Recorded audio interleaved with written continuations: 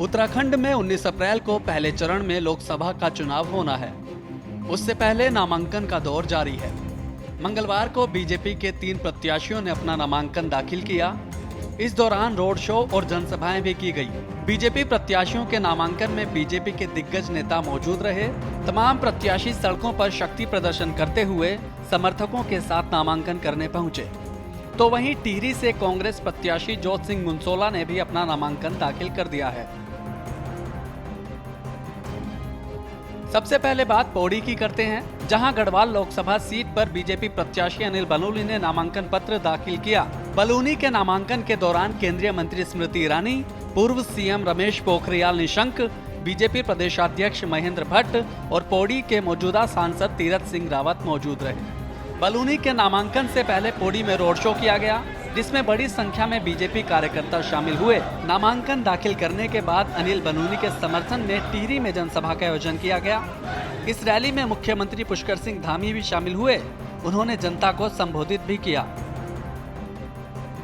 Double engine की सरकार है उत्तराखंड के अंदर, इसलिए आज 4 धामों का विकास हो या बद्रीनाथ केदारनाथ का पुनर्निर्माण हो, नवनिर्माण हो, ऋषिकेश कर्णप्रयाग रेल लाइन हो, ये बहुत सारे काम जो अभी भाई अनिल ने यहाँ से गिनाए, वो सारे काम इसीलिए संभव हो पा रहे हैं कि आज दोनों ही जगह पर दोनों सरकारें मिलकर काम कर रही हैं। हमने देश का पहला राज्य, हम सबको गौरव प्राप्त हो गया, उत्तराखंड के एक एक व्यक्ति को एक गौरव प्राप्त हो गया कि उत्तराखंड यूसीसी लागू करने वाला पहला राज्य बन गया। भाइयों बहनों, केंद्रीय मंत्री स्मृति ईरानी ने जनसभा को संबोधित करते हुए कांग्रेस पार्टी को जमकर घेरा।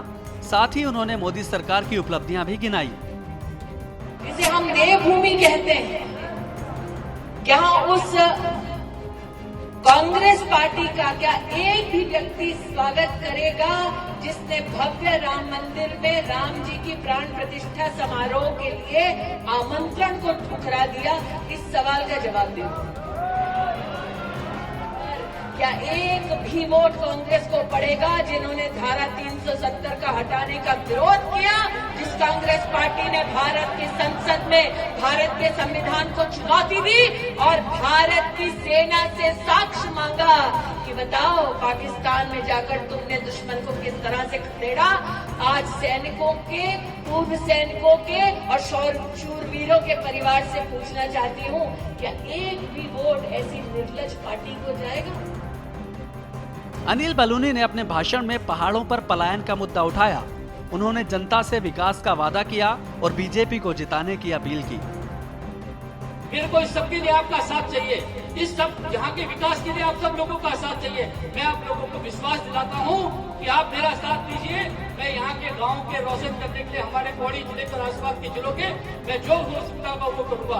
आप अनिल बलूनी को वोट दीजिएगा, भारतीय जनता पार्टी के कमल पे फूल पे हाथ दबाइएगा, गढ़वाल से सांसद बनाइएगा, सीधा डायरेक्ट बेनिफिट ट्रांसफर होगा दिल्ली में और मोदी जी पुनः प्रधानमंत्री बनेंगे। देश में विकास की गंगा जमुना बहेगी और बहुत विकास होगा। टिहरी लोकसभा सीट से बीजेपी प्रत्याशी माला राज्य लक्ष्मी शाह ने भी अपना नामांकन दाखिल कर दिया है। उनके नामांकन के दौरान सीएम पुष्कर सिंह धामी और टिहरी लोकसभा सीट के सभी विधायक मौजूद रहे। देहरादून के परेड ग्राउंड से रोड शो करते हुए बीजेपी नेता और कार्यकर्ता जिला निर्वाचन अधिकारी कार्यालय पहुंचे। बीजेपी का ये रोड शो दर्शन लाल चौक, घंटाघर और पलटन बाजार से होते हुए राजा रोड से सीधे कलेक्ट्रेट ऑफिस पहुंचा, जहां माला राज्य लक्ष्मी शाह ने अपना नामांकन दाखिल किया।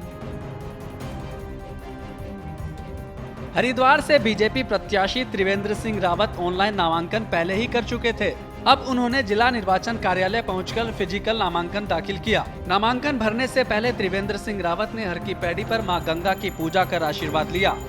इस दौरान उन्होंने हरीश रावत के बेटे वीरेंद्र रावत को हरिद्वार से टिकट मिलने पर कांग्रेस पार्टी पर वंशवाद का आरोप लगाया।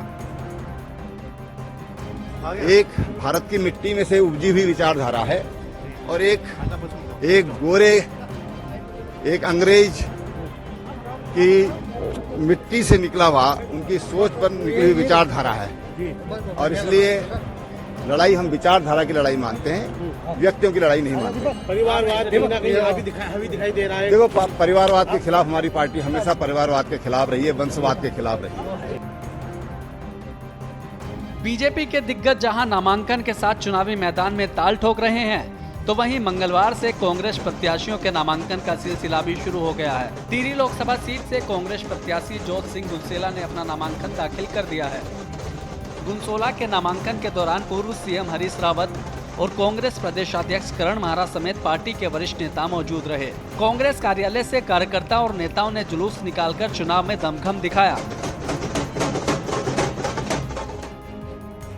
उत्तराखंड में पहले चरण में होने वाले लोकसभा चुनाव के लिए 20 मार्च से नामांकन प्रक्रिया शुरू हुई थी, जिसके बाद अब चुनाव में ताल ठोक रहे दिग्गज अपना नामांकन भर रहे हैं। नामांकन प्रक्रिया 27 मार्च तक चलेगी। 28 मार्च को नामांकन पत्र की जांच होगी और 30 मार्च को नामांकन पत्र वापस करने की अंतिम तिथि निर्धारित की गई है। अब तक अनिल बलूनी समेत बीजेपी के 4 उम्मीदवार अपना नामांकन पत्र दाखिल कर चुके हैं। गढ़वाल से अनिल बलूनी, हरिद्वार से त्रिवेंद्र सिंह रावत, टिहरी से माला राज्यलक्ष्मी शाह और अल्मोड़ा से अजय टम्टा ने नामांकन किया है। जबकि नैनीताल से बीजेपी प्रत्याशी अजय टम्टा 27 मार्च को नॉमिनेशन फाइल करेंगे। उधर विपक्षी दल कांग्रेस के प्रत्याशी भी अब नामांकन दाखिल करने पहुंच रहे हैं। नामांकन के साथ ही सभी प्रत्याशियों ने चुनाव प्रचार भी तेज कर दिया है। केंद्र से लेकर राज्य तक के दिग्गज नेता इन प्रत्याशियों के समर्थन में प्रचार कर रहे हैं। इसी प्रचार के जरिए जन समर्थन जुटाने की कोशिश की जा रही है। हालांकि जनता का साथ किसे मिलेगा, ये तो वक्त ही बताएगा। श्रेष्ठ उत्तराखंड पर खबरों से जुड़े रहने के लिए चैनल को सब्सक्राइब करें, बेल आइकन दबाएं और देखते रहें श्रेष्ठ उत्तराखंड।